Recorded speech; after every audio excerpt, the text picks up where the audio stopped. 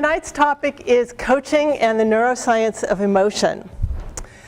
We live in a world, in a Western world, that privileges rational thought. And we oftentimes treat emotions like second-class citizens. So what I'm going to be exploring tonight is really what is the relationship between the logical mind and the emotional mind.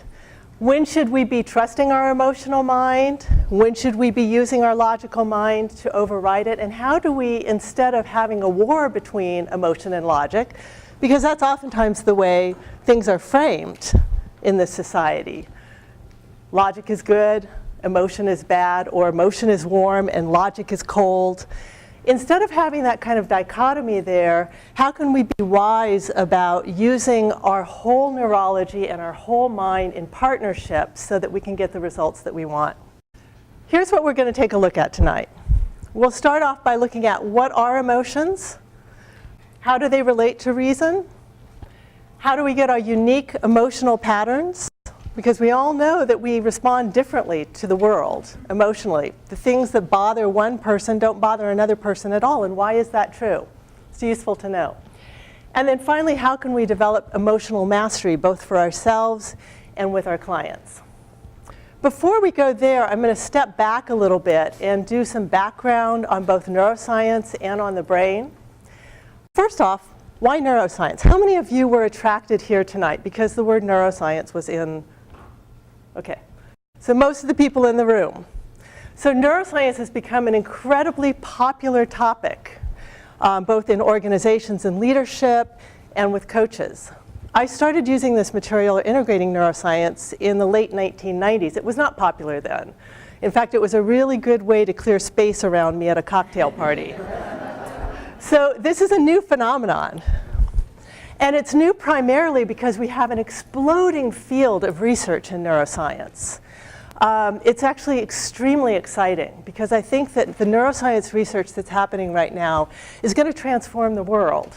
It's not just about our individual clients and about organizations and leaders. It's about our penal system and our educational system and our governmental systems, because we're starting to understand at a much finer level what it is that has people do the things that they do. And what kinds of systems and structures bring out the best in our biology, and what kinds of systems and structures and beliefs we have that are bringing out some of the suboptimal parts of our biology. So neuroscience, when we understand ourselves, we get better awareness. We have a different observer or way to look at ourselves. It depersonalizes a lot of our behaviors. When I first started studying neuroscience, I had aha after aha where I would look at something that I had struggled with for my whole life and was able to say, oh, that's just a human pattern. That's just the way human beings are designed. It's not a personal individual fault of mine, but now I have some choice and power to change because I understand what in my biology is producing that behavior, and I have some new options for taking a look at it. So as coaches, those new options are really useful. A little buyer beware moment. Because of this explosion in neuroscience, we've got lots of different sources. I have been a little bit concerned recently in seeing a lot of information on the internet or in coaching talks or in other places that's just patently wrong. So the information that you get from a periodical like this is really different from the information you get from a periodical like this. So one of the things that I ask that you do if you're going to be using this information as part of your coaching practice is to look for original research or look for people who get their information from original research. Because right now what we're doing is playing a kind of a telephone game where a reporter goes to a neuroscience conference and reports on it in Newsweek, and it gets picked up in somebody's blog, and then that gets read by somebody else, and then that person talks to a coach, and that person talks about it to their clients. And that's not using the information with integrity. There's a lot of loss along the way. So let's start off by doing some definition. What is the brain? The brain is kind of the control center of the body, the control center of our being and our experience. And its job is to take in information from the outside and process it and produce useful reactions to the environment that we face. It's a learning organism. And from that standpoint, it's really different from the other organs in your body. Your skin doesn't do that. But your brain actually changes real time in response to the environment around it. How is our brain different from other animals? There's one key differentiator that's very important, which is our brains are able to think into the future. Now, there are some other animals that do that, but we do it all the time. We can't stop ourselves. You know that monkey brain that we talk about? Our brains are designed to constantly be fast-forwarding into the future and trying to predict what's going to happen next. And we can also think about things in the future that don't exist now, and then through the power of language, communicate with other human beings and try to make those things happen. So that's how all of this is here. Our dogs and cats don't create all of this stuff. It would be a little frightening world if they did get up in the morning and say, how can I make today different from yesterday? And this is a working definition that comes from Dan Siegel, which is that the brain is the distributed nervous system throughout the body. So when I say brain, I'm not just talking about this. I'm talking about a complex feedback mechanism that involves all of my nerves interacting with the environment outside of me. We can say that the brain is like a pattern detection machine, and its goal is to keep us alive and thriving and get us to the point where we can reproduce. And it does that by responding to the environment and learning new patterns. We all admire infants for their openness to experience and how they get joy out of interacting with the most mundane of things, right? And then feel sad that we've kind of lost that as we get older. Well, the trade-off is that as we get older, we function on our own. And the reason we function on our own is we've been able to prune out lots of things in the environment and say that's not something to pay attention to, and this is something to pay attention to. It's our coding of many, many, many complex patterns that say these are the particular maps that allow me to maneuver through the environment into which I've been born. And we encode those maps as neural patterns. Some of those maps are emotional patterns. And these are very particularly important patterns. One way of looking at it is emotional patterns are an implicit grammar absorbed through young imprints, which can lead to less than optimal generalizations. That's a mouthful. But those emotional patterns shape what we perceive and how we respond to the world. It's useful to know. These are those patterns that mean that I might respond to a situation different from you, or you, or you. How do we get them? We get them through caregiver imitation. So when we're born, we're a tiny infant, and we actually can't even regulate our own body temperature when we're born. We can't regulate our breath rate. Many people don't know this. Infants that are not held will die. And the reason that they will die is that they have to regulate their heartbeat and breathing and body temperature by contact with another body. We literally learn somatically how to control ourselves through touching another human being, which is pretty cool. And we actually never lose that need for touch, and we are in a profoundly touch-deprived society. So we develop our emotional patterns through imitating our caregivers. Now you can see a problem with that, right? Because did your parents have perfect emotional patterns? No. So some of the patterns that we got are just because of the particular stressors or conditions that our parents were exposed to during the time that we were very young, and some of them are their fundamental patterns that they got from their parents. And that's why there tend to be generational patterns where the same sorts of problems show up in the same family over and over again, because those imprints have been passed down from generation to generation. Now, all of this happens before you're 2 years old. And there's something really key that happens when you're 2 years old, which is that the hippocampus, a part of the brain, starts to come online. And what the hippocampus does is it encodes explicit memory. So most of us don't really have any memories before the age of 2. And if you do, you actually made them up. The mechanism of the brain to remember things consciously isn't there when you're very, very young. But that's exactly the time that you're acquiring these patterns. So what happens is they just feel like the way things are because you don't remember ever learning them or ever being exposed to them. It's reality for you. It's transparent. Not only that, they're coded as survival because as an infant, when you're being held, you're absolutely and utterly dependent upon your parental figure for your survival. So anything that you absorb from that parent at that time is coded in your body as being really key to surviving. Now, this is one of the reasons that people grow up and then choose people who are like their parents as partners. Because at a very primal level, we identify that as being love.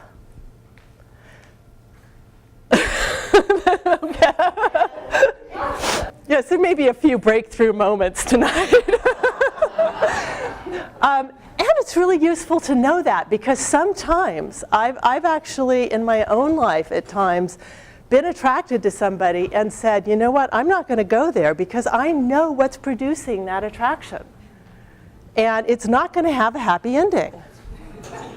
So that's one of the ways that having the awareness around your own neurology can be helpful, because if you recognize that you have some encoding that's not serving you, you might need to use some of your logical, perceptual powers to do a little bit of overriding.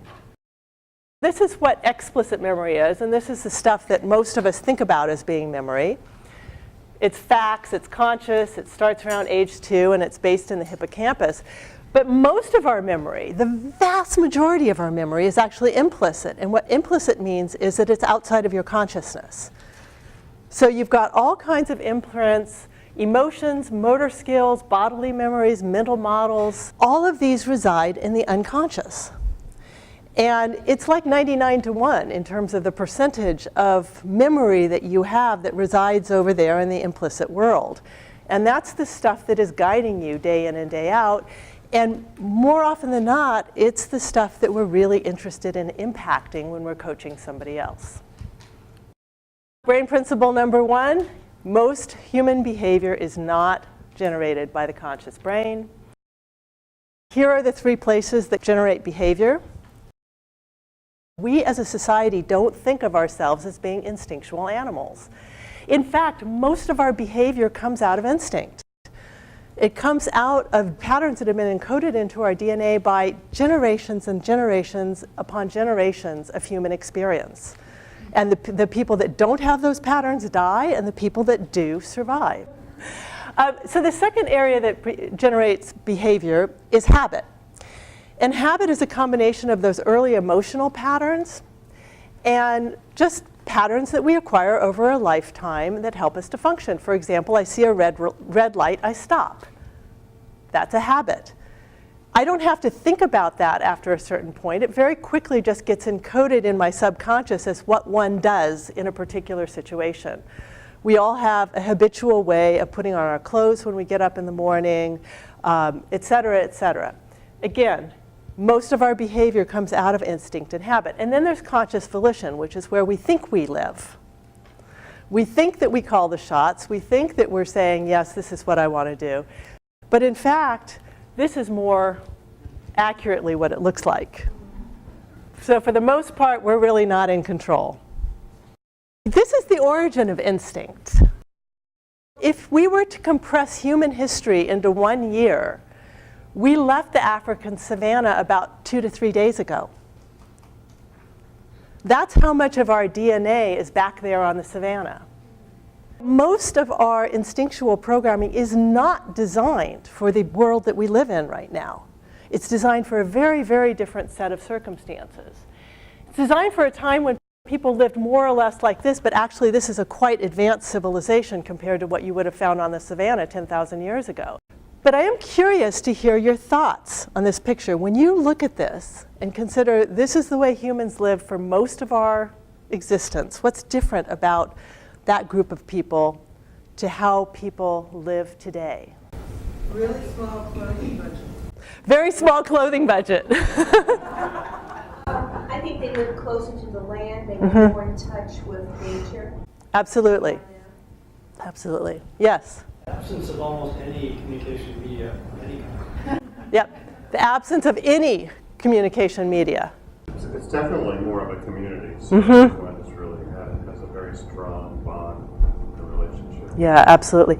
In fact, 10,000 years ago, we lived in tribal sizes that were generally less than 100. And the only way somebody came into the tribe or left it was occasionally somebody would marry into it, but they were born into it or died. So you knew the same people your entire life. And it was about the size of the number of people in this room. Yes? I think stress is defined differently. Yeah, so stress was very short term back then, and we're not designed to live under stress all the time because the stressors back then were unpredictable. It was a tiger jumping out of a tree at you. You couldn't predict it, and it was you knew the outcome pretty quickly. You didn't walk around under stress all the time. And the interesting thing is you were actually under a lot more danger back there, but you felt a lot less stressed. I think they spent a lot more time looking for food. They did, in one sense, because we don't spend a lot of time looking for food. We just go down to the grocery store and plunk down some cash. But we spend a lot of time getting that cash to plunk down at the grocery store. So the activities that they did to gather food were social. The men went out and hunted, the women went out and gathered. Actually, on the savannah, food was relatively plentiful, and the food that they had was all organic. You know, all of their meat was range-fed. There really wasn't any opportunity to eat junk food. So if you notice the physiques on these people, everybody is toned and slender. They also have good teeth, and this is not because of the dental care that they're receiving. So a couple of other thoughts on the tribe here. Anything else? Yes? It just strikes me how happy they look. You know, you go out there in San Francisco, walk the streets, and everybody's, Yeah. everybody's fascinated. So there's a very relaxed countenance here, and that's typical when you see tribal life. People, they actually have a lot of downtime, believe it or not. Spend a lot of time getting food, but the food gathering in and of itself is a social activity, and when you're not gathering food, if you're a nomadic tribe, you're sitting around and talking to each other. So it's a fairly relaxed existence, very simple. So the age span was people died at a very young age. I would be long gone 10,000 years ago at my age. People got a lot of sunlight, a lot of exercise, great food, and they lived in a highly dangerous environment. And the kinds of dangers that they face are really different from the dangers that we face. So what was really dangerous back then? Predators, disease, drought. But drought's unpredictable, so you don't really worry about it too much. But yeah. Pregnancy, yeah. Death by childbirth. The reason, by the way, that our brains develop so slowly, much more slowly than any other animal on the planet, is that were we to be born with a fully developed brain, we would kill the mother. Our brains have to be very small in order to fit through the birth canal. So, predators, disease. What I'm not hearing is that what happens if you get kicked out of this tribe? You die. So we have a design in our brain that comes from thousands upon thousands upon thousands of years of evolution that says, you better be doing well within the tribe that you belong to. And if you're not, it's a big, big problem. And we still carry that programming in our brain instinctually. So all human beings are instinctually extremely fearful of exclusion. It's an instinct. In a community like this, you have to have really sophisticated problem-solving skills because you solve your problems. You need everybody that's there, and it has to be a really bad problem before you kick somebody out. So in today's society, you can live on your own. You can avoid developing the kind of emotional maturity that you need to live well in community. And that's a problem. And a lot of people in our society have evaded developing that kind of emotional maturity. So this is what we're not designed for. By the way, instinctually, we react to loud noises, bright shining objects, anything that flashes. In this picture, we have many, many times the number of people in a traditional tribe, and most of them don't know each other. So our biology is not designed for that environment.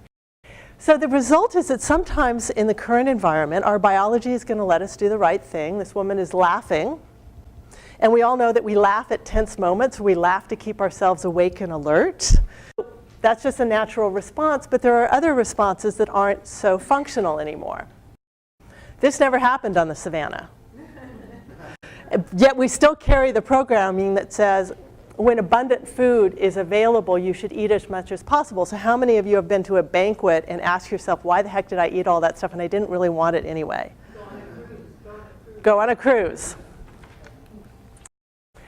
So here are some examples of instinct at play.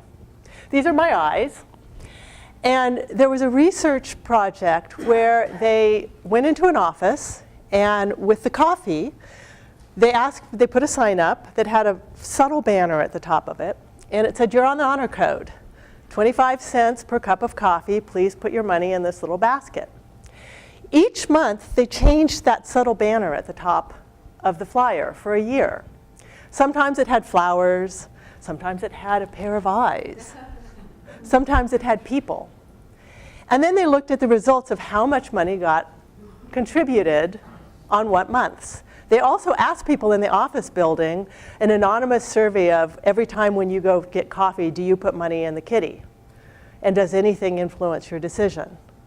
And some people said, nah, I don't always put money in the kitty, but nobody could identify something that influenced their decision.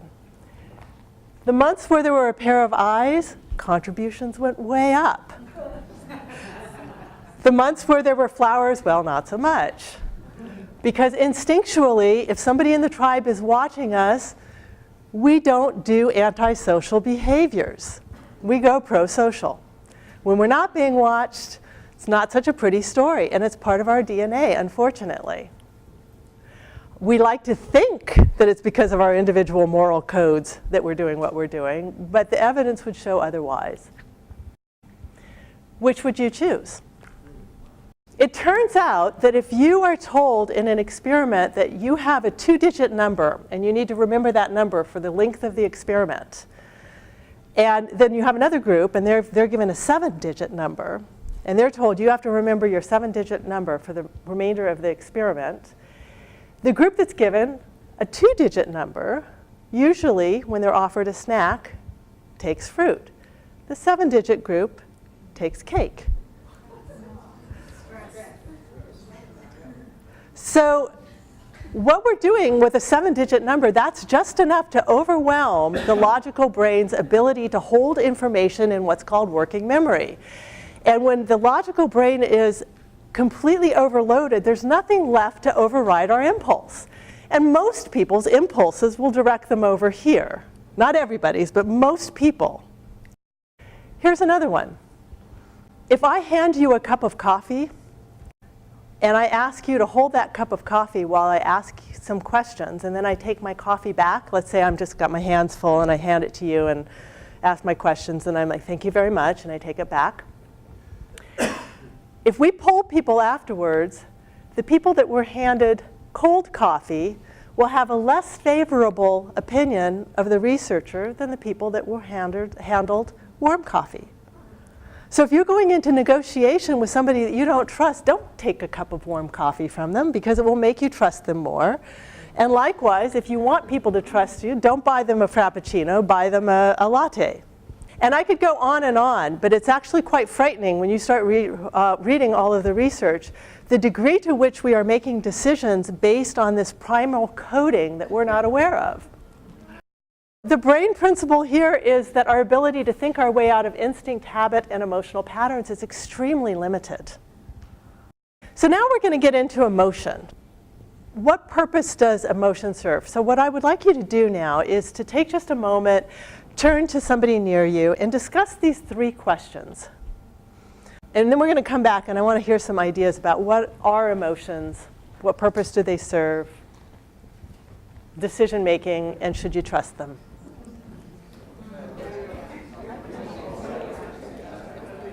Okay, so what are some thoughts on the purpose of emotions? Information, safety, Orientation is context. orientation to the context, Can be protective. can be protective, connections, okay, serves as a barometer of where you're at. So what's their role in making decisions? Huge. Okay, hands. Any more complex thoughts about that? I'm not arguing. It's so funny because I talk about this in business and like some wanting to stay away from emotions, and yet we all know that's how you sell anything. Absolutely. How many of you have seen that commercial for the IKEA lamp? Anybody? Mm-hmm. So there's a wonderful commercial for a lamp by IKEA. And it shows a woman carrying this gooseneck lamp, and she's carrying it like it's a baby. They're going downstairs, and there's sad music, and she leaves it on the curb with the garbage, and then you see the perspective from the little lamp's perspective of her going back upstairs and watching her unpack the new lamp. And then it gets dark, and it starts raining, and you see the woman turn the new lamp off and then pat it on its little head.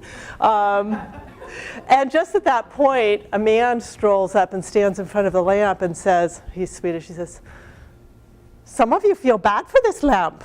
So it's because you're crazy. It doesn't have feelings."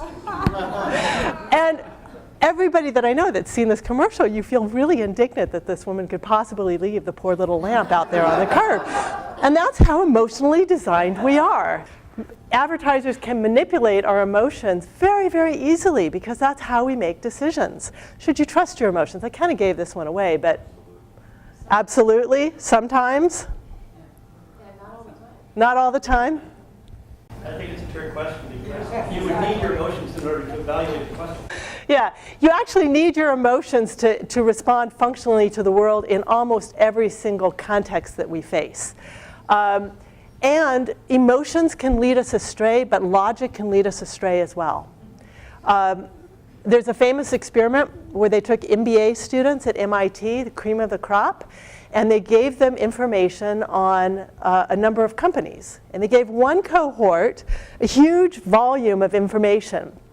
And then they gave the other company simply the current stock price of these different companies. And they asked them then to give stock investment strategy. The group that was given no information did better than the group that was given reams of information. So we can easily overload our logical brains, and sometimes when we overload our logical brains, we make really stupid decisions. So it is a trick question in the sense that we should listen to our emotions, but our emotions don't always lead us to do the right thing. As we saw with the cake and the fruit. Emotions enable bonding. They're key to motivate us, and they're central to our ability to make decisions.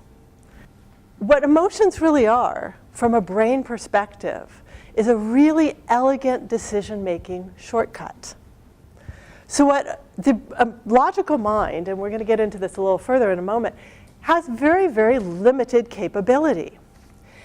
And what emotions do is that they call on all of those stored unconscious patterns, that 99% of your memory, and get a hit of whether or not all of those stored patterns say yes or no. And then your body or your brain produces a feeling or emotion, and that emotion then guides your behavior. So the emotion isn't coming out of nowhere. The emotion is coming based on a whole lot of stored information that you don't have conscious access to. Now the problem is, if the data that's stored back there is not good data, you can produce the wrong emotion. But most of the time, the stuff that we have stored in there is pretty functional. So our emotions most of the time are guiding us through the day to make exactly the right decisions, and we notice them when they lead us to make the wrong decisions. Here's an example, buying cereal. How do you get from that to that? Most of you don't spend hours in the cereal, I hope, in the cereal aisle. You walk down the cereal aisle and you might have a momentary debate between a couple of different brands, but you choose one and you get out of there. Somebody who has orbital frontal damage doesn't do that.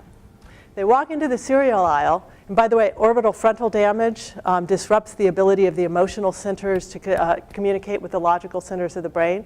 So what they do is they walk in there and they can generate logical criteria for as long as you'll allow them to stand there. And they'll never be able to sort through it. Because there's nothing in the brain that says, go toward it or stay away from it.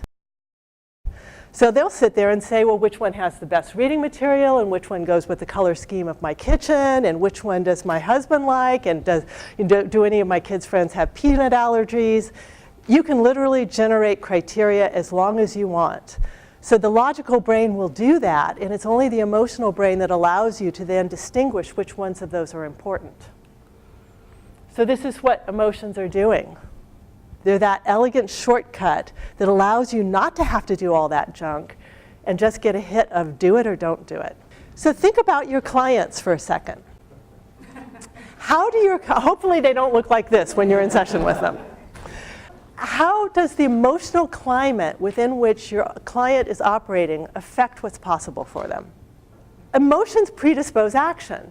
And these people look somewhere between bored, apathetic, and pissed off. So that's going to predispose a very different kind of response or action than this, which is fear and anxiety. Or this. Or this. Or this. So apathy actually is, apathy is actually lack of feeling, lack of caring. And if you don't have emotion, you have apathy. You have the lack of desire to do anything. Confusion is the gateway to new understanding, because confusion is I can't identify what I'm feeling right now. And that means that there's a gateway there to put more information on the map so you do know how you feel about it. So the emotion that somebody is experiencing has everything to do with what's possible for them. And it actually works in a really interesting way. So our brains are designed, we can't have all of our thoughts at once because neurons share connections with other neurons. So the brain has to kind of decide what networks are going to be warmed up at any given time. So if I'm thinking about dogs, all of these networks in my brain are going to warm up. How many of you have bought a car or heard a new word and then all of a sudden you hear it all the time or see it all the time? That's priming, because before it simply wasn't in your attentional field, so you weren't noticing it. That's how we move through the day every single day. We have certain thoughts, we have certain feelings, and those thoughts and feelings constrict what we notice in the environment. So again, as coaches, the way you're directing the attention of your clients and the emotional state that they're in is going to constrict the realm of the thoughts and feelings that they can have at any given moment. What we're going to do now is actually, it requires a little bit of participation. There's an easy way of understanding the brain and the way logic and emotion interacts is by looking at the brain as a three-part process. How many of you are familiar with the triune brain, that model? It's become quite popular. There's a lot of misinformation about the triune brain, so I don't actually call it the triune brain anymore. But it is useful to think about the brain as having three different layers of processing. So we're going to build a brain here. And I need some volunteers in order to do it. So I need, first of all, 2 people to be the left and right hemisphere. And by the way, I'll tell you everything you need to do. Come on up, Leslie. Come on up. And I want the 2 of you to just stand kind of back. Yeah, so you can stand over here. Great, Jessica. So these are our left and right hemispheres of the brain. Now, you've probably all heard a lot about left brainers and right brainers and all of that. Most of it's wrong. We're not going to go there tonight. That's another talk. Generally, though, on the left, there is more language and explicit thought processing and logical thought processing. And generally, on the right, there's more emotive processing and unconscious or implicit processing. But those are huge generalizations. So we need somebody to connect Leslie and Jessica together. Come on up. And so if you could just find some way of connecting up physically with them. You're going to stand in between them. Sue? Okay, so now we have a happy brain. This is the first layer of the brain. It's called the neocortex or new cortex, new shell in Latin. And that's the part of the brain that really distinguishes us from other animals because we have an enormous neocortex compared to other animals, even other primates. This is the part of the brain that likes to think into the future. It's the part of the brain that does language, all of the explicit processing that we've been talking about. So now we need to move down a layer in the brain and go to the next layer. So who will sit in the chair here? Come on up.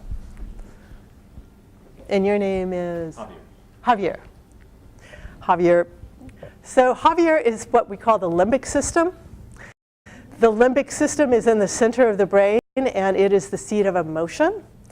It's also where the hippocampus resides, so it's the seat of memory. And there's also other functions. When you talk to brain scientists, they lump this part and the next part together and call those parts subcortical, and this is cortical.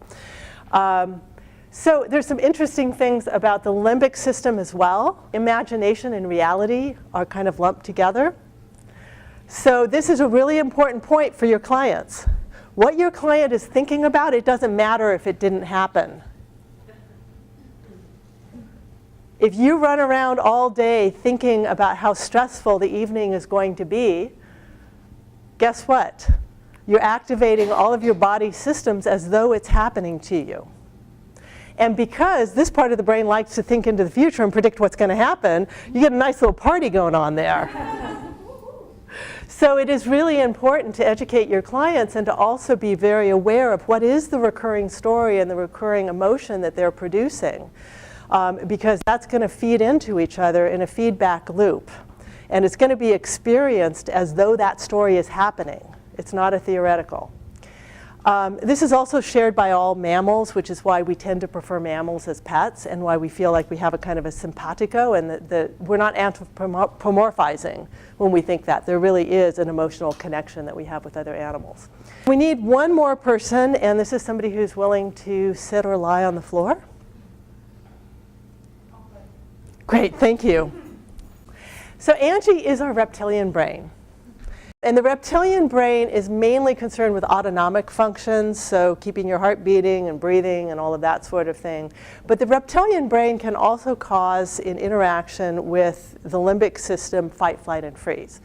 So there's a kind of interesting mechanism that happens. So I did not explain Sue's part. Sue is called the corpus callosum. And when this brain is all connected up, you actually need to be connected into the limbic system. Now I've never seen this before. This is a first. And we have it on film. Okay, so this part of the brain is all nicely connected. Emotion and logic are exchanging information and figuring out what you ought to do and calling up all those nice patterns that you have, blah, blah, blah, until there's enough danger in the environment for you to decide that you better rely exclusively on imprints and patterns. And at that point, what the limbic system does is it's going to wake up the reptilian system, which is mostly asleep down here, just minding its own business. It's not really connected in that much to the upper brain. You're not waking her up quite yet. We're going to imagine that in Javier's toe, because it's about the size of a toenail, there's something called the amygdala. And the amygdala has gotten famous for being the fear center of the brain, which it is, but it also does a bunch of other stuff, so it's not just fear. But when there's threat in the environment, what the amygdala is going to do is gently wake up the reptilian system. So we're going to do this in a second. So what I'm going to do is I'm going to scare you guys. And Javier, you're going to wake Angie up. And Angie, you're going to get up and scare the rest of the brain. And Sue, you are going to drop all your connections. Okay? All right. Wait a second. You have to take over now.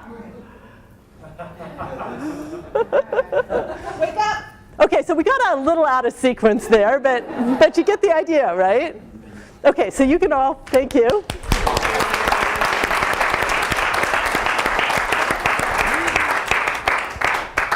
So that's what's called an amygdala hijack. And that's when emotions go out of control. So amygdala hijack is the way of the brain saying the environment that's here right now is threatening enough that we ought to take charge of it and go directly into instinct, which is fight, flight, and freeze, or into some kind of pattern that we've already learned to deal with that situation. The last thing we want to do is think about it and get original. So to recap here, this is consciousness, reason, future-based thinking, and language in that top level. And then there's a part of that top level that's called the prefrontal cortex that has an amazing number of things that it does. Attunement, empathy, emotional balance, impulse control, fear moderation, strategic thinking, and intuition, and morality. So you can see that you probably want to have the prefrontal cortex. You're in a healthy state, right?